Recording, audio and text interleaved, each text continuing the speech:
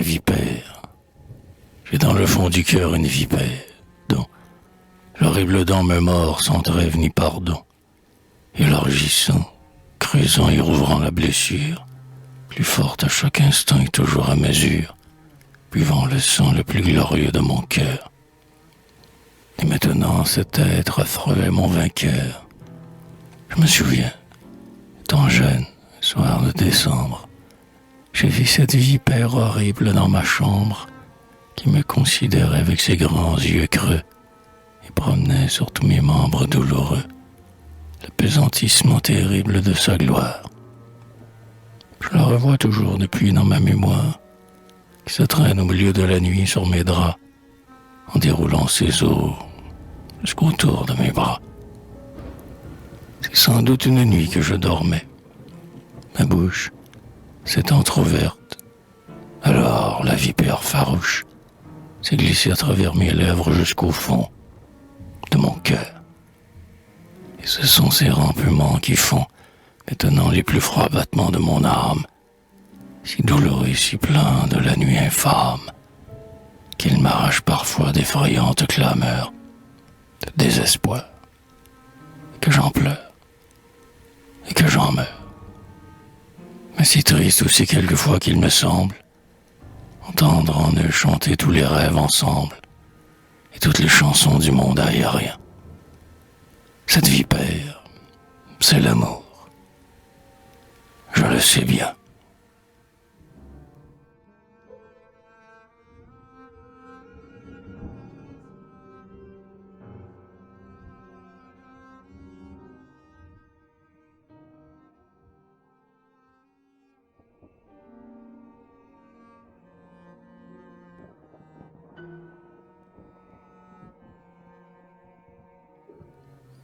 À celle qui est pleine de honte, je vous aime, et c'est Dieu qui l'a voulu sans doute, que vous apparussiez au milieu de ma route, et que vous fissiez vivre en mon cœur douloureux, que sombrer le regret des horizons sans bornes, comme un phare éclatant au-dessus des flots mornes, l'immense orgueil de vos grands yeux aventureux. Et vous avez comblé tout mon désir, ô femmes, et vous avez rempli d'amour toute mon âme. C'est pourquoi j'ai fait ces vers, ô ma beauté, afin que votre nom éclatât dans l'histoire, et qu'enfin je payasse en éternelle gloire ce que vous m'avez fait avoir en volupté. Que nulle femme et que nul homme ne me fasse un crime d'avoir mis la gloire sur ta face. Je sais ce que je fais en écrivant ces vers. Je sais que je me lie à tout d'un passé triste, dont ton cœur infamant et ton âme égoïste ont surchargé mon front. Mais sache, ô Dieu pervers, quand aujourd'hui l'orgueil démesuré me dompte, qu'en te prenant, j'ai pris tout un passé de honte, d'anciens espoirs éteints et de rêves déchus. Comme le doge entier qui épousa la mer sombre, avec toute sa fange, avec toute son ombre, et tous les vaisseaux vieux qui sont passés dessus.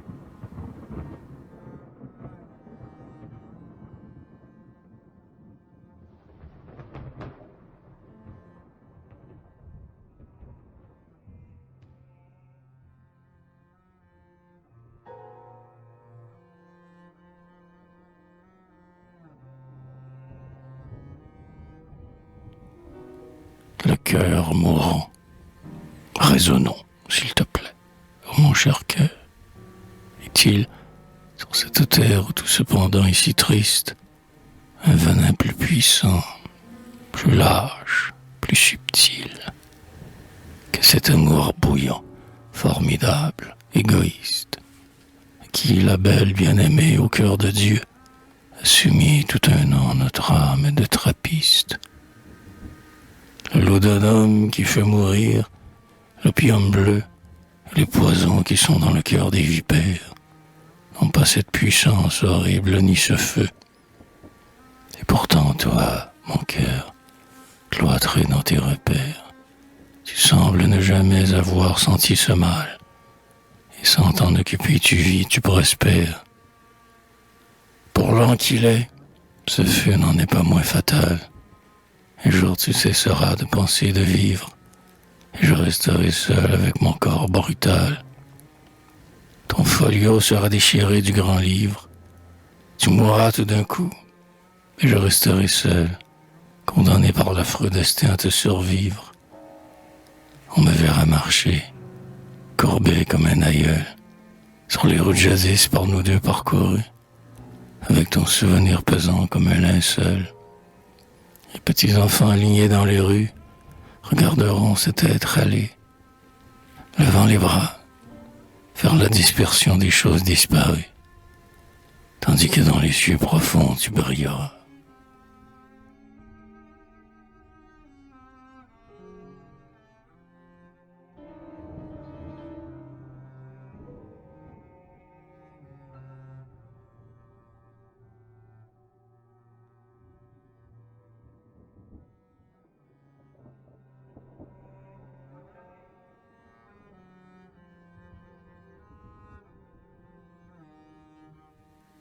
Le relèvement, quand elle mue, après le temps visionnaire, emporté dans son cœur comme un aigle en son air, quand, m'ayant ébloui déjà par son essor, sublime, elle eût fait luire à mes yeux le trésor de ses regards, de ses baisers, de ses caresses, et bien lié mon cœur avec ses longues tresses, et longtemps savouré son triomphe sanglant, et lorsqu'ensuite, avec son grand air nonchalant, heureuse, satisfaite, indiciblement grave, elle m'eut repoussé du pied comme un esclave.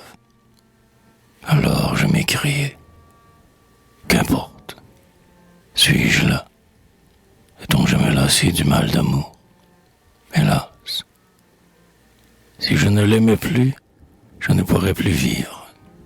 Mais je l'aime toujours et cet amour m'enivre. Et même maintenant qu'elle m'a repoussé dans mon ombre, pour peu que je songe au passé, je me sens libre et errant comme autrefois encore, à cause de ce front surhumain que j'adore. Et même maintenant que je meurs, mon cœur sent la gloire du passé sur l'ennui du présent.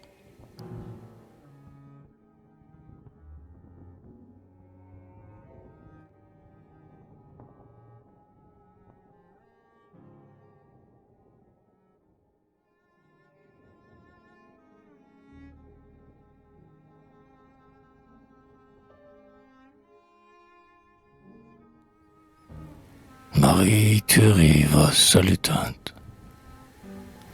Dans le cirque où le ciel noirci jette sa lumière inféconde sur la grande arène du monde, les hommes luttent sans merci.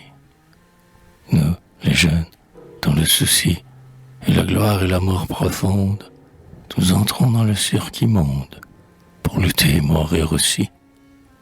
Jeune fille, beauté fatale, qui trônait au banc des vestales, inclinez sur nous vos doux fronts, que vos belles mains continuent d'applaudir lorsque nous entrons. Ceux qui vont mourir vous saluent.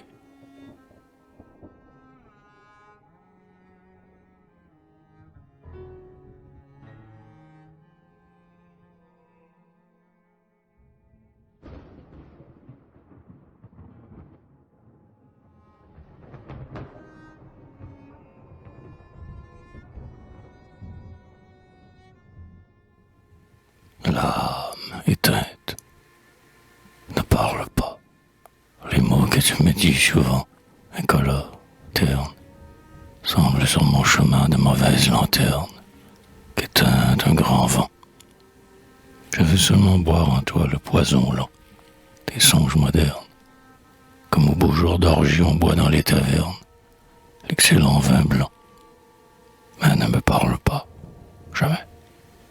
Ton âme nulle, plus rien ne brûle, m'écarterait encore du but que je poursuis. Quand donc cesseras-tu de me montrer, ô femme, en mi-triste nuit, cette espèce de globe éteint qui te sert d'âme?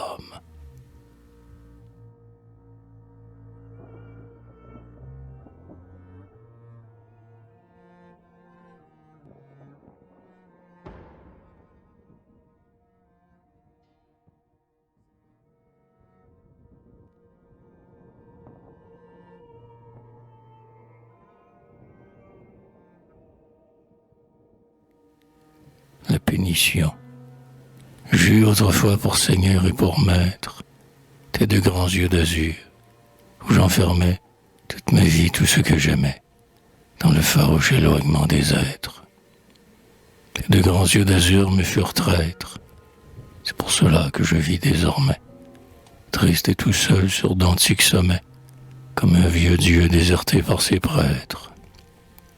Je suis plongé dans la nuit maintenant. Je ne vois plus le soleil rayonnant. Je ne vois plus même les étoiles. Ma pensée erre à tâtons dans les cieux, comme un vaisseau sans mâture et sans voile. Je suis puni d'avoir aimé tes yeux.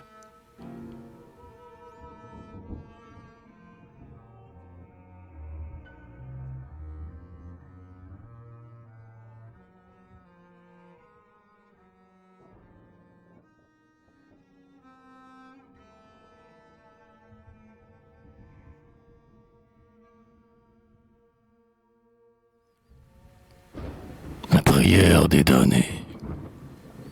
Du fond de la demeure amère, où nous tient Méphistophélès, nous crions vers toi, bonne mère, adete clamassus exusules. Nous avons chanté sur la terre, pareil à des dieux triomphants, et maintenant dans l'ombre austère, nous pleurons comme des enfants. Il ne faut pas que tu nous craignes, tous nos crimes sont expiés. Descends des astres où tu règnes, nous voudrions baiser tes pieds. Ô femme éternelle, ô sirène, que nous entendions autrefois, descends dans la nuit souterraine, nous enchanter avec ta voix. Laisse rire les autres hommes, et descends vers nous qui souffrons. Descends dans la nuit où nous sommes, et viens te poser sur nos fronts. Ô déesse à la voix sonore, éternelle femme au bras fort, nous voulons t'adorer encore, t'adorer de la mort des morts. Flamme sur la chair ténébreuse, serait ainsi qu'un animal. Ô déesse, sois généreuse, ne rends pas le mal pour le mal. Nous nous ferons doux, sinon chaste, nous déferons nos cheveux blonds, dont nous vêtirons tes flancs vastes. Et pendant tous nos soins si longs, dans l'obscur délire des fièvres qui rend les hommes furieux, nous collerons nos belles lèvres contre tes seins victorieux. Et nous verserons des pleurs mêmes qui noieront tes rires vainqueurs, car c'est notre plaisir suprême de voir tes deux pieds sur nos cœurs.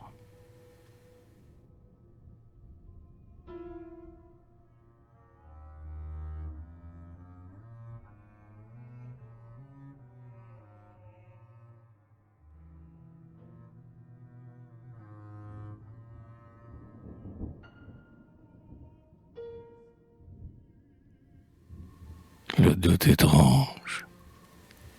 Elle me dit souvent, j'aime la couleur de tes cheveux. Mais, comme tous ces aveux, c'est encore un stratagème. Un artifice étonnant, comme elle en a tant pour faire, subir au cœur l'atmosphère de son corps emprisonnant. Donc, sachant combien cet ange est fausse au cœur embrasé, même sous ses chauds baisers, il y a toujours un doute étrange. Et même au fond de son lit, quand je l'enveloppe toute, j'ai toujours l'étrange doute qui m'obsède et qui m'emplit.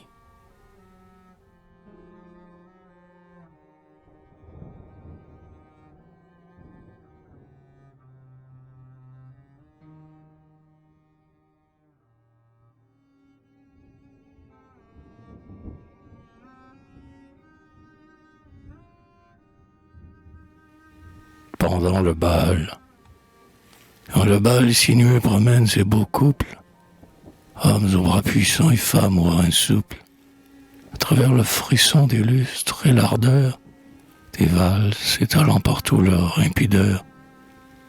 Quand j'écoute, portant en moi ma plaie immense, l'écho de quelques vieilles et plaintives romances, de quelques chants aimés jadis, dont les accords, comme des flots de mer, bercent tous ces beaux corps.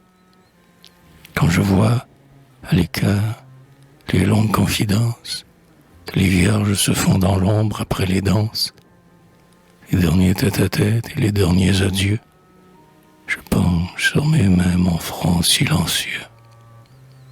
Je m'isole au milieu de toute cette joie. Mon âme sous un mal indicible se ploie, comme au premier frisson d'avril les roseaux verts. Je songe que la femme est un être pervers, que ce sont des amours rapides que les nôtres, qu'il est bon d'être seul pour pleurer quand les autres s'assemblent pour sourire et pour être joyeux. Et je reviens avec des larmes dans les yeux.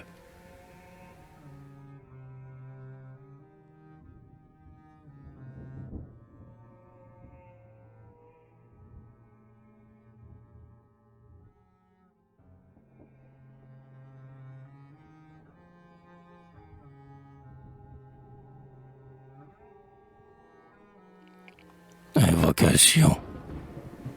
Exorcisez mon âme, ô chère enchanteresse, avec votre sourire, avec votre caresse.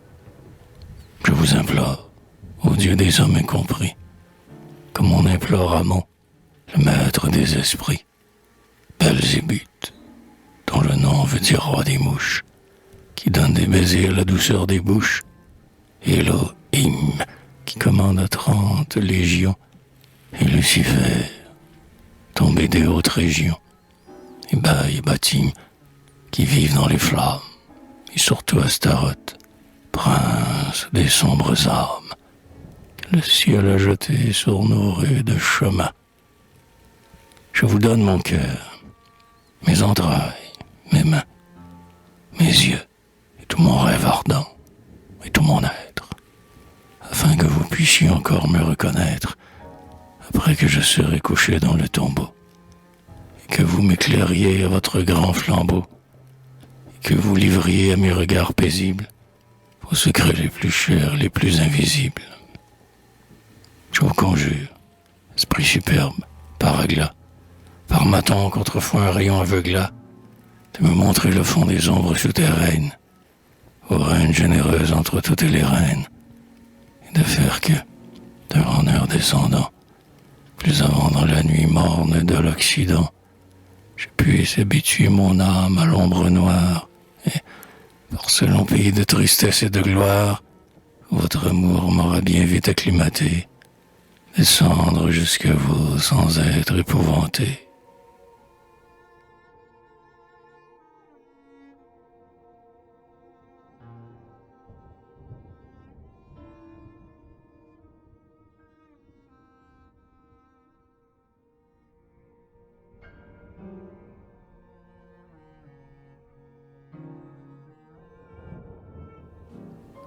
Les colombes. Lorsque je serai mort enfin, lorsqu'après 20 ans de torture, j'aurai bien assouvi la faim de l'insatiable nature. Dans la tombe où je dormirai, cloué comme sur une clé, peut-être que je sentirai se rouvrir encore ma plaie, et je n'aurai plus de sanglots. Et les lamentables colombes qui viennent, quand le jour est clos, dormir sur la pierre des tombes, voyant que le sang de mon cœur coulera, pleine d'épouvante, se mettront à gémir en chœur sur mon amour encore vivante.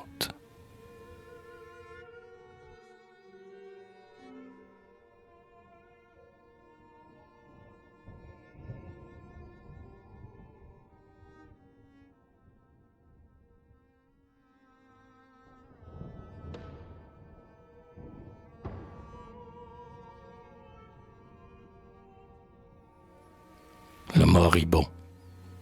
Les feux bleus, violets et jaunes s'éteignaient, lentement un à un dans l'encensoir mystique. La lourde nuit montait, et dans l'air prophétique, au loin de grandes voix de femmes se plaignaient. Les feux bleus, violets et jaunes s'éteignaient. Est-il vrai que la terre est de telles entrailles? On entendait au fond des gouffres dans la nuit, lamentable montée flotter un grand bruit, de glaives, de fourreaux tordus et de ferraille. Est-il vrai que la terre est de telles entrailles? L'irrévocable mort planait sur la maison, au suprême regret des visions perdues, que nous font les serments et les voix entendues, quand la chambre d'amour devient une prison. L'irrévocable mort planait sur la maison. Allongé sur le lit, je vis toute la terre, empereurs et valets, lentement se dresser, me tendant leurs deux bras comme pour m'embrasser, et causant d'une voix lugubrement austère, allongé sur le lit, je vis toute la terre, surtout les vierges, dont les yeux sont toujours beaux, les vierges que j'avais si longtemps adorées, touchant mes genoux froids avec leurs mains sacrées et me considérant avec de grands flambeaux. Surtout les vierges, dont les yeux sont toujours beaux. L'horrible vent gonflait les épaisses tentures et j'entendais passer à travers les battants de la porte, du fond des vieilles sépultures, les appels effrayants des morts. En même temps, l'horrible vent gonflait les épaisses tentures. Il faudra que mon cœur saigne encore bien des jours, avant que sur mes yeux l'éternelle nuit tombe. Saignera-t-il encore dans la profonde tombe, après les mots si durs et les crimes si lourds? Il faudra que mon cœur saigne encore bien des jours. Une femme me dit, j'ai dévoré ton âme. C'est ce qui m'a donné ce teint d'adolescent. Une femme me dit encore, j'ai bu ton sang. Regarde-le courir dans mes veines de flamme. Une femme me dit, j'ai dévoré ton âme. L'immense mort tomba sur moi. Je restai seul. Dernière fois, les femmes se plaignirent. Et puis les grands flambeaux dans leurs mains s'éteignirent. Et le drap remonta sur moi comme un linceul. L'immense mort tomba sur moi. Je restai seul.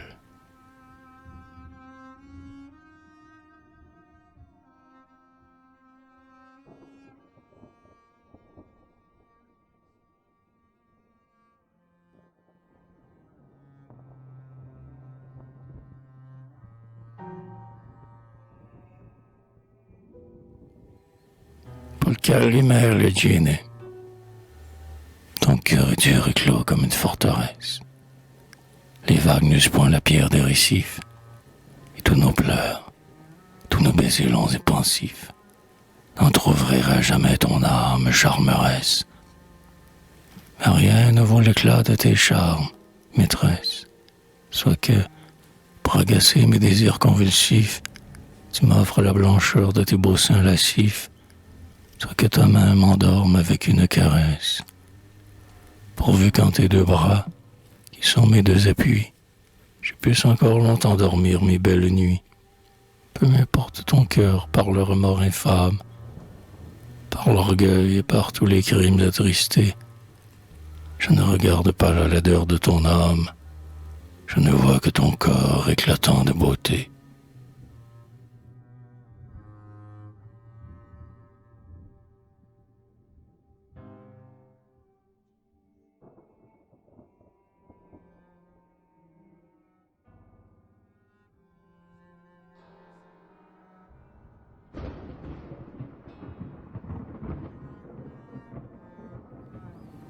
À celle qui n'a pas la force de résister, pars donc, laisse-moi seul à ma triste existence. Je rends grâce au Dieu, en ce jour attristé, de me montrer enfin ton âme de potence, dans toute la hideur de son impureté. Pars donc, mais entre nous le temps et la distance, toi qui n'as jamais rien pleuré ni regretté, qui n'avais que l'amour sans avoir la constance, qui n'avait que l'orgueil sans avoir la fierté. Va-t'en, spectre hideux, souvenir d'un autre âge, espèce de navire usé qui fait naufrage. Il ne restera rien pour d'autres, puis Ce que j'aimais d'abord, c'était ma jouissance. Et si je verse encore des pleurs sur ton absence, ce ne seront jamais que des pleurs de mépris.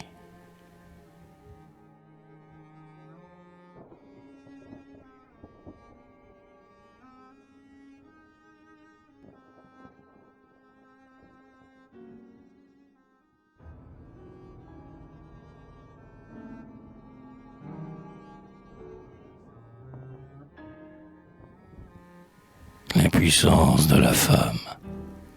Quand il eut vu dans mes prunelles resplendir le regret de l'avoir perdu de partir, et qu'il eut retiré sa main de ma poitrine, je lui criai: bénis à jamais la divine blessure que m'a faite avec tant d'âpreté toute ta souveraine et superbe beauté. Ah, soit-elle bénie à jamais la blessure divine que m'a faite un jour ta chevelure, et celle que m'ont faite encore tes doigts divins. Bénis tes yeux pareils au soleil d'où tu vins, et ton front grave et ta poitrine diaphane, car ce sont ces beautés qui dans le cœur profane des hommes font surgir un jour, comme un soleil, le rêve souverain, magnifique et vermeil. Il faut donc une fois sentir cette piqûre. Mais je disparaîtrai, moi, de la terre obscure. Je m'en irai vivre autre part, en des lieux magnifiques ou par des bois silencieux. Je pourrai promener ma chimère éternelle. Car les rêves que font pressentir ta prunelle, et les enchantements derniers que tu promets, ne s'ouvrent à nos yeux que sur de hauts sommets, où les hommes vivants ne peuvent pas atteindre. C'est ainsi que n'ayant pas cessé de me plaindre, qu'ayant guidé mes pas chaque jour dans mes mots, et consolé mon cœur chaque nuit par des mots, d'amour à chaque fois bercé sur ta poitrine, ardente, comme eût fait une amante divine, tu n'as pu me donner à la place des jours, promis, si beaux, que des rêves tristes et lourds. Mais maintenant, brûlé jusqu'au fond de mon âme, par tes désirs et par tes extases de femme, je m'en vais, ne pouvant plus céder à la faim qui me presse de voir les cieux promis. Enfin.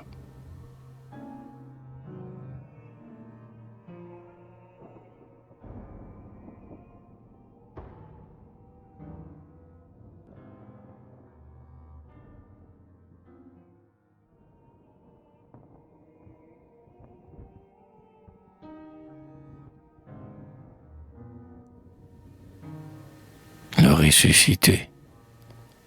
Autour de ma douleur, mes rêves, mes remords. À qui c'est mon amour soumise tout entière, j'ai dressé mon orgueil et ma grandeur altière, comme un grand mur de marbre autour d'un champ de mort. Mais par moments, grâce à d'innombrables efforts, secouant et tordant son linceul de matière, et d'un seul cri faisant frémir le cimetière, surgit l'enseveli fort entre les plus forts. Il brise d'un seul coup d'épaule la muraille, impénétrable, et dans la foule qui le raille, magnifique, divin, froid et silencieux, il marche, cependant que les hommes ultimes, autrefois si bourreaux, maintenant ses victimes, le regardent s'enfuir vers la splendeur des cieux.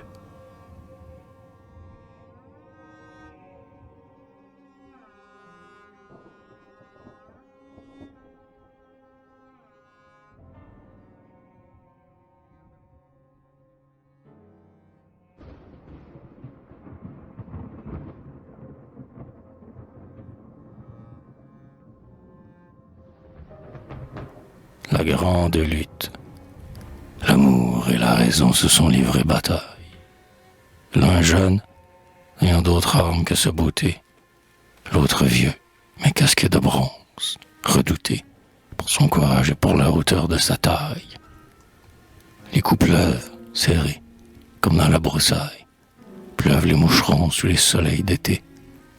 Les poings crispés, les bras tordus, pleins d'âpreté, et la terre s'emplit de sang à chaque entaille.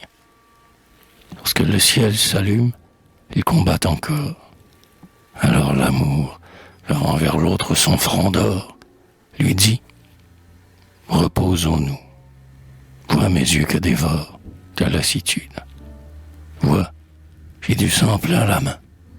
Nous recommencerons à nous battre demain. » Mais la raison lui dit toujours « Luttons encore. »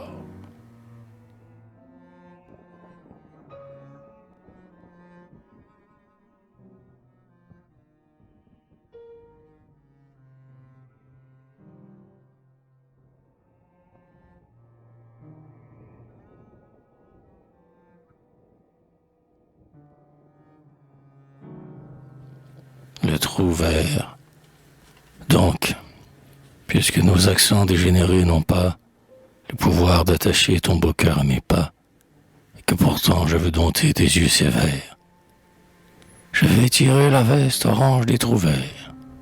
J'achèterai pour 15 ou 20 francs un vieux luth, et puis j'irai par les chemins, chantant en ut, mineur, le ton le plus triste, la chanson morne, des amours dont est tout rempli mon cœur sans borne. J'irai par les chemins silencieux pendant tout le jour, et les yeux tournés vers l'Occident, je chercherai de vieux rythmes, sur qui mes vieilles douleurs se poseront à toute heure, pareil à ces tristes oiseaux qui viennent s'endormir sur des branches. Alors on m'entendra gémir, gémir, gémir vers le silence des campagnes jusqu'au soir. Oh, la plus douce de mes compagnes, mais dans un douloureux et terrible destin, m'a séparé. J'irai, chantant jusqu'au matin, sur ces vieux airs plaintifs pourtant pleins de charme, la chanson des baisers, la chanson des larmes.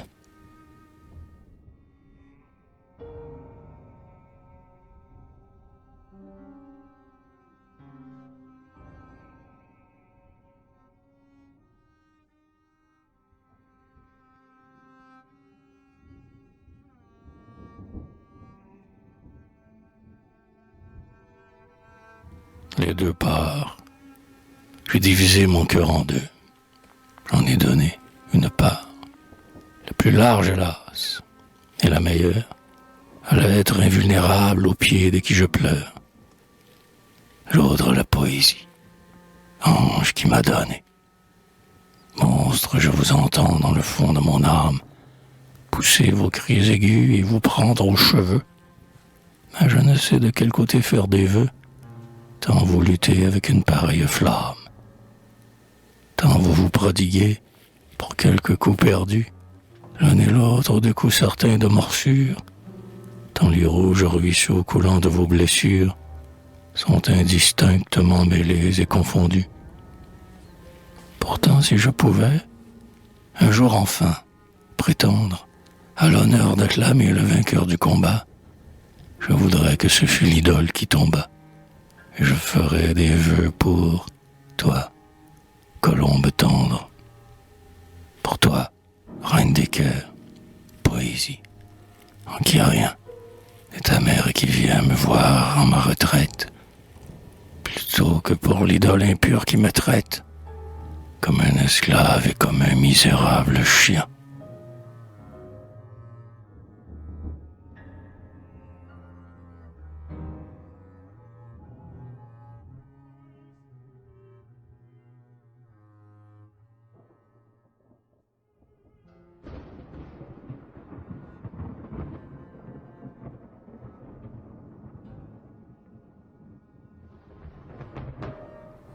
Le lâche. Pour toi seul, j'aurais vécu des jours stériles. Le soir où je partis vers les luttes viriles, tragiques, armés de pieds en cap comme mes guerriers, pour gagner à mon front la palme de laurier, ce soir fut magnifique et beau comme un mensonge. Mon cœur en est encore plein d'orgueil, quand j'y songe. J'allais, les yeux tournés vers l'horizon béni. Puis je t'ai rencontré. Alors ce fut fini. J'aperçus tes grands yeux sur le bord de ma route. Et, pareil à la voix des vagues qu'on écoute, du haut des monts, ta voix d'ange qui me trompa, ta voix triste, ta voix lente m'enveloppa. Alors plus d'âme, plus d'orgueil, plus de délire. Tu venais de tuer en moi la sainte lyre. Les femmes sont le mur contre qui tout vient choir. Maintenant le ciel vers qui je marchais noir, car je comparais vite en mon cœur de poète les étoiles du ciel aux grands yeux de ta tête. Le ciel, quel ciel! Regarde, le voilà. Tes yeux sont bien plus beaux que les astres qu'il a, encore que les lueurs n'en soient pas éternelles. Et j'ai vécu depuis, penché sur tes prunelles. Qu'ont-ils donc tes grands yeux triomphants, et doux parfois aussi comme des yeux d'enfant? Et tes deux bras, qu'ont-ils donc?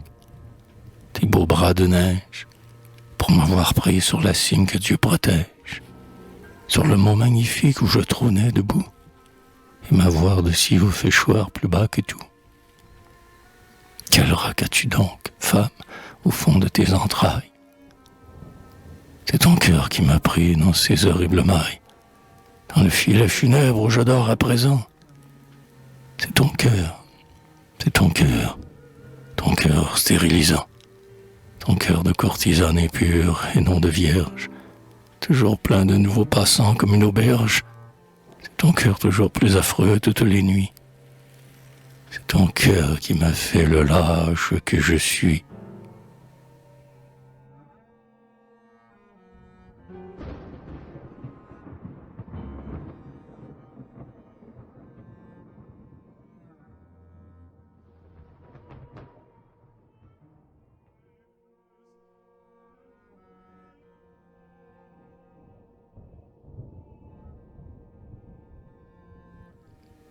Le châtiment.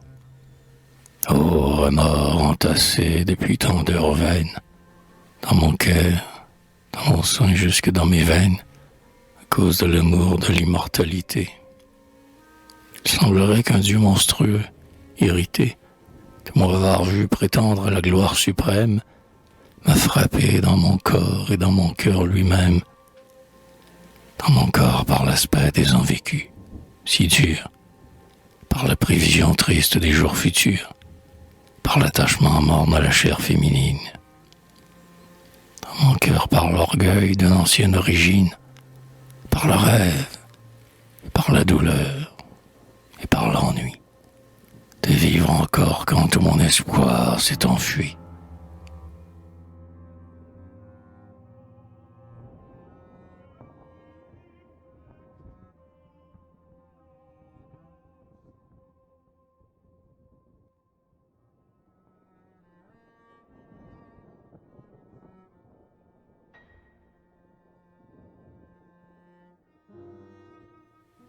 La faute.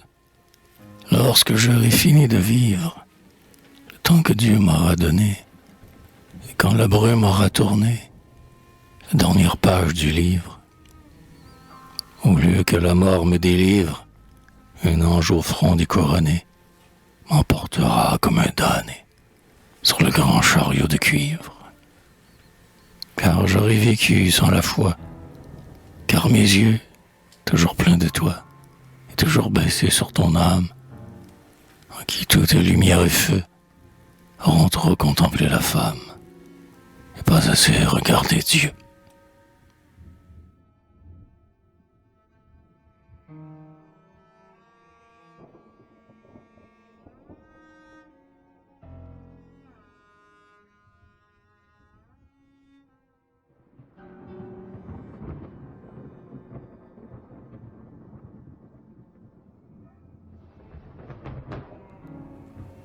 Dans la prairie, comme je vous ai vu hier dans la prairie, je vais songer à vous tout le jour. Je sais bien que vous ne m'aimez pas, Cela ne fait rien. Il suffit que je pense à vous pour que je rie. Je me rappellerai votre grâce fleurie, et puis j'enfermerai votre cœur dans le mien. Encore que l'amour lui-même est un lien, et que souvent le cœur d'une femme varie. Je dirais qu'ils sont heureux ceux qui verront sur leur front maladif s'incliner votre front, et qui pourront, parmi les extases, les fièvres et les rêves d'amour qu'on ne ressaisit plus, dans les nuits de janvier baiser vos belles lèvres et dormir près de vous le sommeil des élus.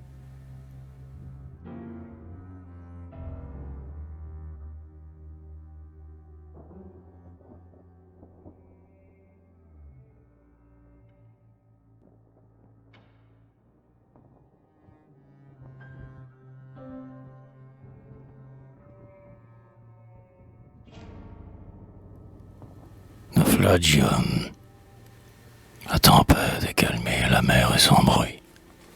Ô femme, votre cœur, qui m'apparaît sans voile, est comme un grand navire au mât rompu, aux voiles pendantes, qui séjourne au milieu de la nuit, et qui ne lutte plus, et que rien ne conduit, et sur les flancs duquel flottent de longues toiles, sous le balancement rythmique des étoiles. Ô femme, vous portez un grand amour détruit. Nous sommes tous les deux sur le pont du navire, qui tremble en proie au vent nocturne et qui chavire. Vous cherchez encore la route dans les cieux. Moi, penché sur le flot, comme mon regard invite, je me demande avec des larmes dans les yeux, comment de tels vaisseaux peuvent sombrer si vite.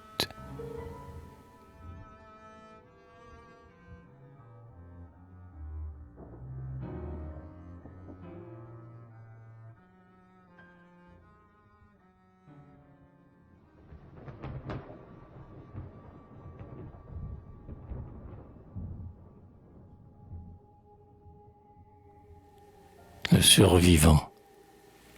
Le matin, après la tumultueuse orgie, quand la prunelle éteinte et la lèvre rougie, je rentre dans mon cher réceptacle d'amour. La bien-aimée arrive en robe de velours, marchant avec un bruit rythmique et monotone, comme elle m'a paru ce dernier soir d'automne, dans une impérissable illusion. Alors, se rouvrent lentement mes yeux dans le remords, de survivre à tant d'âmes éteintes et dans la honte, de descendre toujours quand l'amour toujours monte. Et je me revois seul comme au jour écoulé, à cause de mes vieux rêves qui sont allés retrouver les joyeux astres dans la nuit brune et dormir avec eux sous la divine lune. Je vois encore monter sur moi pleine d'ennui mes nouvelles amours et mes nouvelles nuits, plein d'enchantements vagues des chimères, puis les femmes dont les lèvres m'étaient amères, alors qu'aujourd'hui j'aime jusqu'à mourir. Cependant que je vois lentement se rouvrir, cloué comme un fanal au-dessus de ma porte, le regard de la bien-aimée aujourd'hui morte.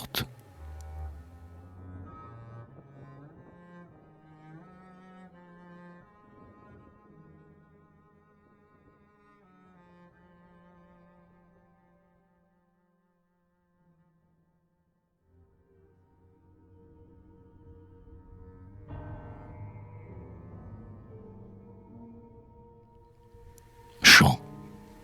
Une déesse a pris mon cœur et l'a placé dans sa poitrine.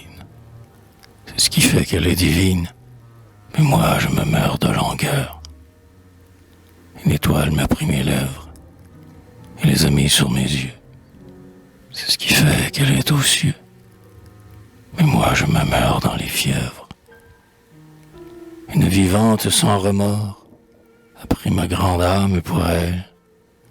C'est ce qui la rend immortelle. Mais moi je suis mort. Je suis mort.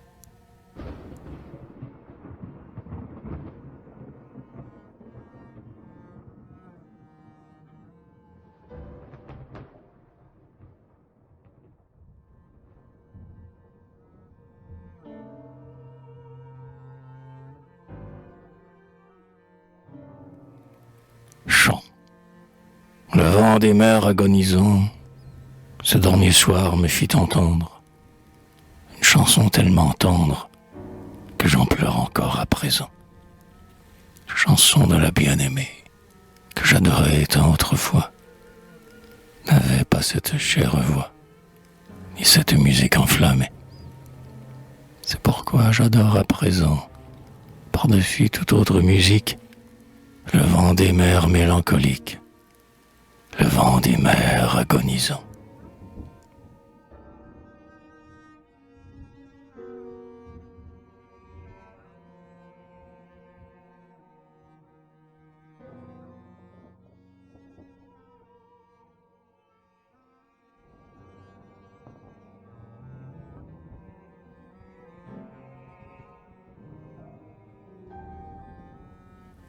Les bienfaits de la mort. En hiver, dans les nuits obscures, les morts lèvent leurs bras pierreux et, sortant de leur sépulture, s'assemblent pour causer entre eux. Sur l'herbe des grands cimetières, ils s'assoient en cercle, tout blancs, et discourent des nuits entières, graves sous leurs linceuls tremblants. Lundi, j'ai cherché le silence et la grande paix autrefois, près des mers belles d'indolence, au fond des déserts et des bois. Les seuls frissons du vent sonore erraient au milieu de la nuit. Le silence est plus grand encore, dans ma tombe rien ne bruit. Un autre dit, moi, sur la terre, ce que j'aimais, devenu vieux, c'était la grande brume austère que la nuit jetait sur mes yeux. Mais souvent la lumière blonde des astres égayait mon deuil. Ah, la nuit est bien plus profonde sous les planches de mon cercueil. Les monts où j'étais, dit un autre, sont couverts de neige. C'était un pays bien froid que le nôtre, où l'on gelait et grelottait. Quand je suis entré dans la couche où les morts dorment à l'étroit, nul frisson n'a crispé ma bouche. Pourtant il y fait bien plus froid. Moi, j'ai cherché la solitude, dit un autre, dans les forêts. J'ai toujours fui la multitude, au fond des déserts où j'errais. Sous l'accablement des chimères, j'allais à l'ombre des tilleuls, rêver loin des foules amères. Il n'est que les morts qui soient seuls. Un autre encore, dans les couches des femmes, j'ai dormi longtemps, le front collé contre leur bouche, bercé par leurs seins éclatants, mais toujours leur baiser sans nombre, leur rire adieu et beau, m'éveilla brusquement dans l'ombre. On ne dort que dans les tombeaux.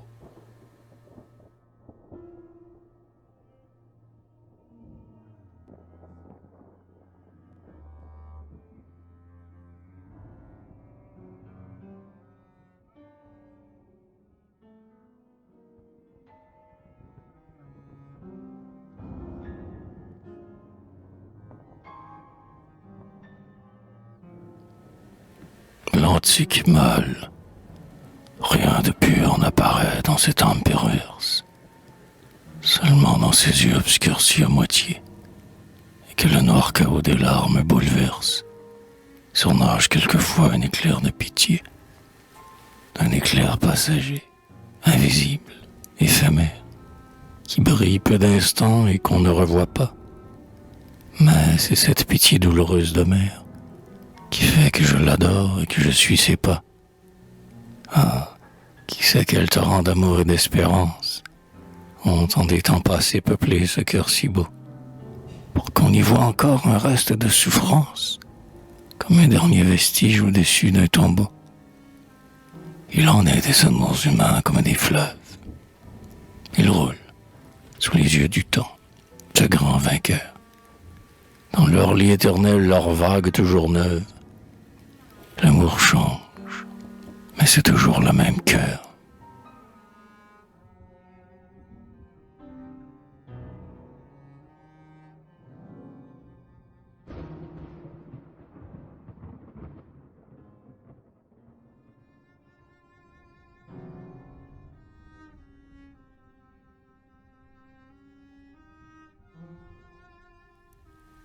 Le serment. Songez à ce matin si merveilleux encore. Vous fîtes devant un vieux crucifix d'or le serment de m'aimer toujours pendant l'absence. Au désespoir du cœur qui s'éloigne. Ô puissance, ce dernier mot d'amour qu'on se donne au départ. Et le dernier baiser. Et le dernier regard. La voiture roulait lentement par la ville. Je ne regardais pas votre bouche tranquille, dans le serment divin s'ouvrir et se fermer. Mais Dieu vous entendait quand vous juriez d'aimer. Monstre mélancolique et triste, chair vendue, combien de fois déjà vous a-t-il entendu? Ah, maintenant je vous en supplie à genoux, songez à moi, songez aussi, songez à vous, écoutez ce qu'a dit la parole sacrée. Tous ceux qui n'auront point gardé la foi jurée mourront de leur blasphème effroyable, et leur chair horrible fumera dans l'éternel enfer. Quand vous aurez trahi la parole donnée, votre chair en sera désormais condamnée. Je prendrai dans mes mains le châtiment des dieux. Je viendrai, noir, pareil aux morts qui n'ont plus Dieu, et vous frappant au cœur comme on trouve une cible, quand vous aurez trahi le serment invincible. Puis je mourrai moi-même en poussant un sanglot, tellement douloureux que le bois et le flot en jetteront encore une clameur farouche, après que je serai tombé dans l'autre couche. Comme au jour le temple immense s'écroula, sur le juge Samson vendu par Dalila. Ainsi meurent, et dans leur corps et dans leur âme, pour punir toutes les trahisons de la femme, meurent dans un immense effondrement humain, terrible faisant craquer avec leurs mains les colonnes sur qui repose le ciel même, tous les êtres qu'aura trompé l'amour suprême.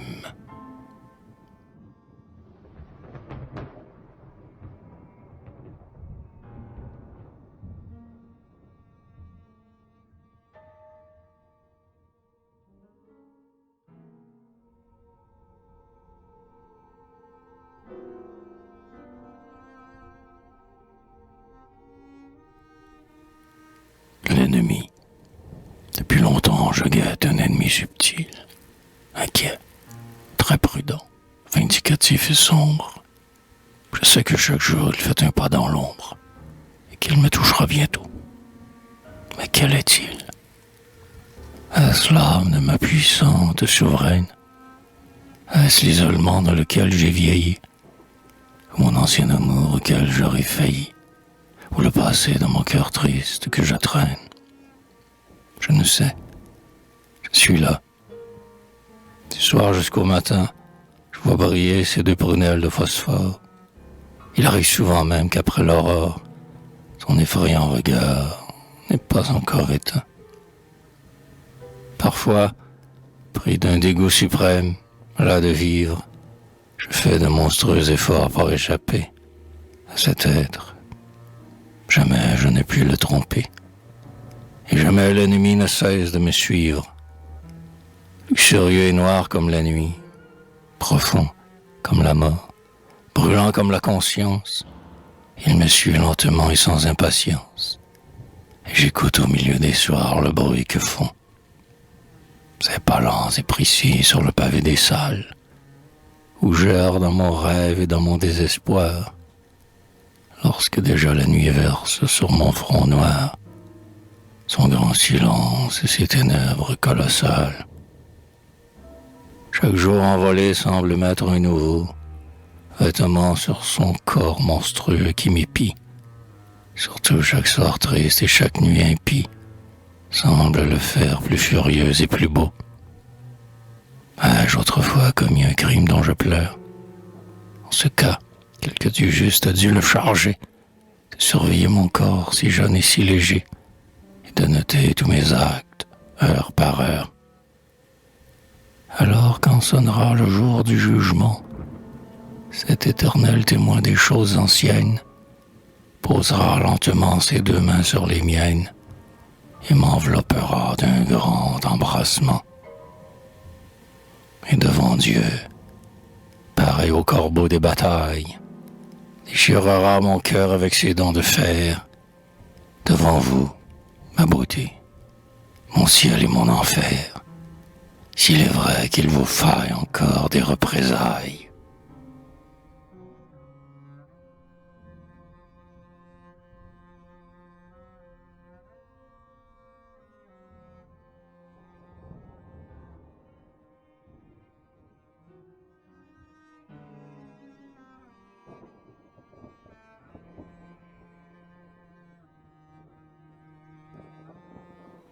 Mea culpa.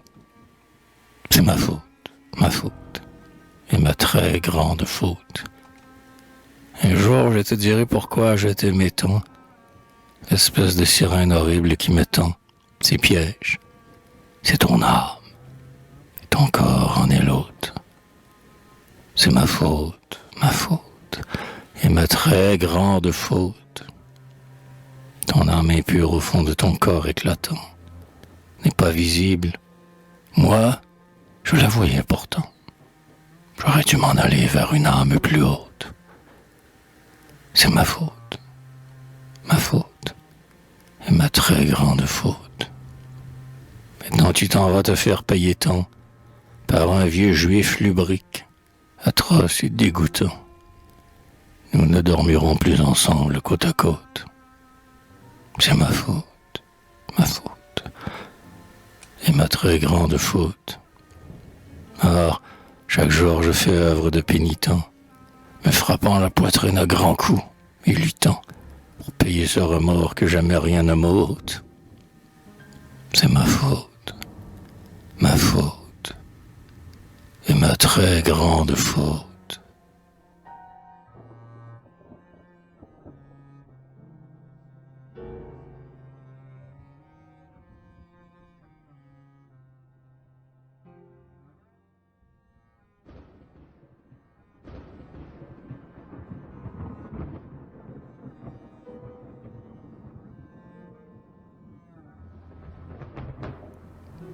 Le retour. Après avoir souffert d'horribles labeurs, morne, vaincu et, comme sont les bœufs à grandes cornes, qui reviennent après tout un jour de travail, soufflant tout l'obscur feu de leur sombre poitrail. Après être rentrés chez nous, vieux et livides, nous nous retrouverons devant des chaises vides, devant de longs et froids fauteuils, qui sembleront nous regarder. Alors nous corberons le front, et dans nos cœurs remplis encore d'étincelles, nous considérerons attentivement celles dont jadis les beaux yeux nous éclairaient, faisant tout notre orgueil. Et nous nous dirons, à présent, il ne nous reste plus un seul regard, plus une seule affection qui, comme un beau clair de lune, nous apaise dans la douleur, et plus un seul mot d'amour qui nous fasse aimer notre linceul. Et nous dirons encore, où sont toutes les femmes qui venaient là, faisant avec leurs belles âmes, sur notre froide et lourde et triste obscurité, choir le rayonnement divin de leur beauté. Où sont-elles? Où sont nos sœurs? Où sont nos mères? Et ces femmes au vol radieux, les chimères, où sont-elles? Où sont les neiges d'antan? Et sous l'ongle effroyable et morne de Satan, nous tomberons, comme une pointe de glaive. Nous sentirons saigner en nous l'immense rêve.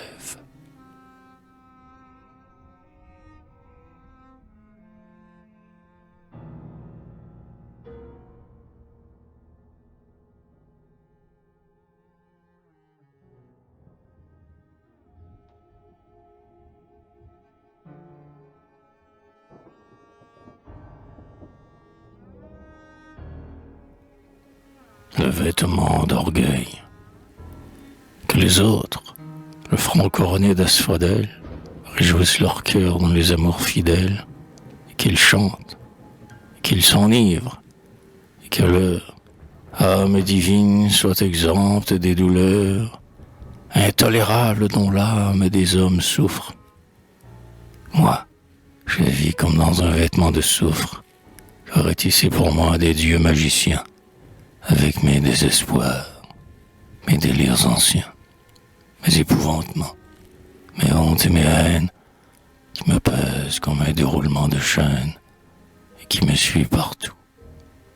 Et c'est à cause du mystérieux et triste amour qui m'a perdu, horrible amour qui même à cette heure me hante, comme l'ultime appel d'une femme méchante, que j'aurais adoré antérieurement, et que j'aurais trompé en étant son amant. Sans doute, se voyant de mon cœur délaissé, voulut-elle, en son effrayante pensée, envelopper le corps de l'éternel dégoût des êtres et me rendre indifférent à tout.